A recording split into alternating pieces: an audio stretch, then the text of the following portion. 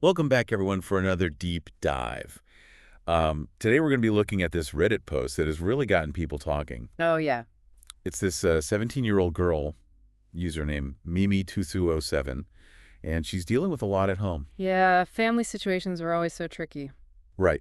And this one is especially complicated because it involves infidelity and kind of this whole web of secrets and betrayal. Exactly. And it really highlights those anxieties I think we all have about loyalty trust and what happens when those things break down in a family. Okay, so let's set the scene for our listeners.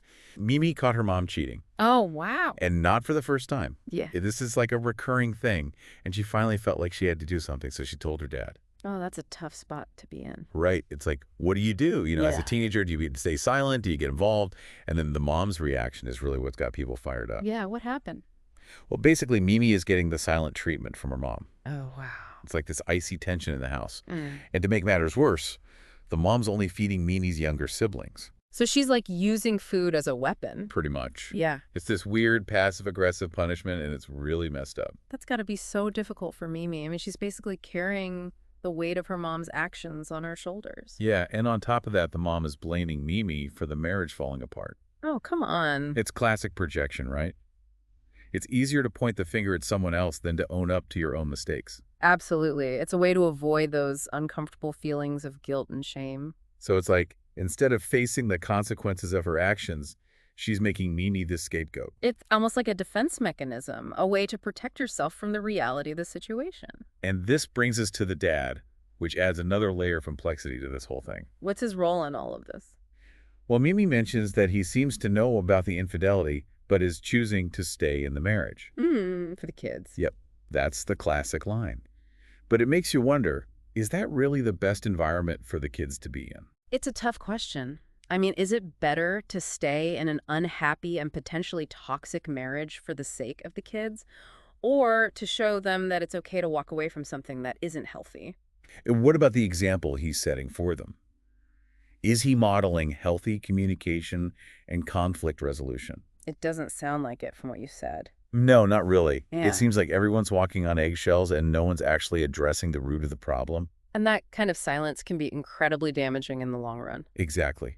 It sends the message that these issues are taboo and that it's not okay to talk about them openly and honestly. And that can really hinder a family's ability to heal and move forward in a healthy way. Plus, what kind of message is that sending to Mimi and her siblings? That infidelity and emotional manipulation are just part of family life. Right. And that's a really powerful and potentially damaging message to internalize at such a young age. It really makes you wonder what the long-term impact will be on all the children involved. Yeah. It's a recipe for disaster, really. But let's talk about the reaction to Mimi's post on Reddit, because it's been pretty huge. It has. People are really invested in this story, and there's a lot of empathy for Mimi. Yeah, of course. It's natural to feel protective of her when you see this young woman dealing with something so heavy. Right, and a lot of people are calling out the mom's behavior, saying it's unacceptable. I mean, it is pretty outrageous when you think about it.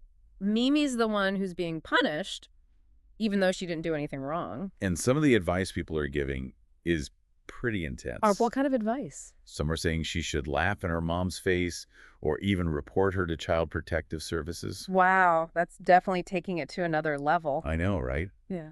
But it shows how strongly people feel about this situation. Yeah. It's like they're looking for ways to empower Mimi to take control. And you know what else is interesting? A lot of the comments are from people who identify with Mimi's experience of being the parentified child. Parentified child, what does that mean? It's basically when a child is forced to take on adult responsibilities, often because of dysfunction in the family. Oh, I see. So like Mimi having to take care of her younger siblings while dealing with all this drama. Exactly. And people are saying things like, I was Mimi growing up, or my parents made me the therapist. Wow. So it's like a shared experience a lot of people can relate to. Yeah, and it can be incredibly emotionally taxing, especially for someone so young. It's not fair to put that kind of burden on a child. No, it's not. It's like they're being robbed of their childhood. Right. And it can have long-term consequences for their mental and emotional well-being. Which makes you think about Mimi's plan for the future. She says she wants to go low or no contact with her mom when she moves out. That's a big decision, but it sounds like she's prioritizing her own mental health. Yeah, she's basically saying, I deserve better than this. Yeah. And she's drawing a line in the sand. Good for her. It's not easy to set boundaries, especially with family. It's really brave of her, especially at her age. And it's a powerful reminder that we all have the right to protect ourselves, even if it means distancing ourselves from family members who are causing us harm. So it's not selfish to prioritize your own well-being. No, not at all. It's actually the opposite. It's about taking care of yourself so you can be the best version of yourself. It's like Mimi's reclaiming her power in a situation where she felt powerless. Exactly. And it's inspiring to see that even in such a difficult situation, there's still hope for healing and growth. And it's interesting how this one Reddit post has sparked a larger conversation about family dynamics, infidelity, and the struggles children face. It's like Mimi's story has given a voice to those who have been through similar experiences. Right. And the internet, which can sometimes feel like a negative space, has become a place for empathy and support in this case. It's heartening to see people sharing their own stories, offering advice, and validating Mimi's experience. Yeah, it's like a reminder that even in the digital age, we're not alone in our struggles. And that even in the darkest of times, there's always hope, and there are people who care. There's this one comment that really stood out to me. Someone wrote, "Dude, please remember that not all women are like this. Don't let her behavior completely taint your views of relationships. You can be the one to break the cycle." Wow, that's powerful. It's like they're offering her a lifeline, a reminder that she has the power to choose a different path. Exactly. And it's a message we could all benefit from hearing. Sometimes when we're caught in difficult family dynamics, it's easy to lose sight of the fact that we have the power to create something different. Yeah, it really shows you the power of human connection, even online. Totally. So as we wrap up this deep dive, what are some key takeaways from Mimi's story for our listeners? Well, I think the first one is the courage to speak up. Mimi saw something wrong, and even though it was hard, she did something about it. Right, she could have just ignored it, but she chose to tell her dad. And even though things got messy, she's taking steps to make things better for herself. Exactly. And that leads to the second takeaway.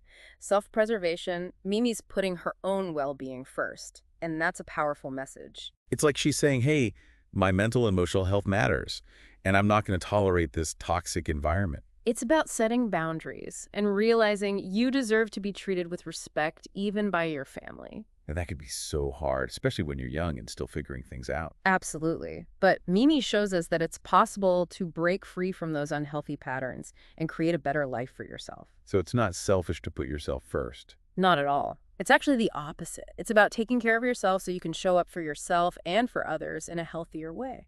Mimi's story is proof that even in the toughest situations, there's always hope for healing and growth. And it reminds us that we all have the power to choose a different path, even if we haven't experienced healthy relationships in our own families. We can break those cycles and create something new for ourselves. And lastly, this deep dive highlights the importance of empathy and support. You know, sometimes just knowing you're not alone can make all the difference.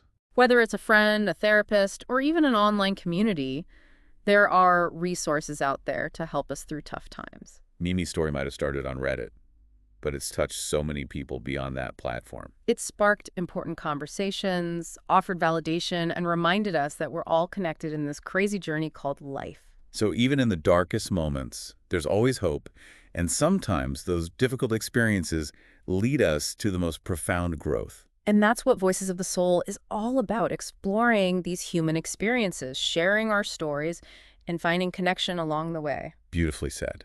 And if you're enjoying these deep dives and conversations, be sure to subscribe to Voices of the Soul wherever you get your podcasts. Don't forget to check out Shauna Pelage on YouTube for even more insightful discussions. Thanks for joining us on this deep dive, and we'll see you next time for another fascinating story.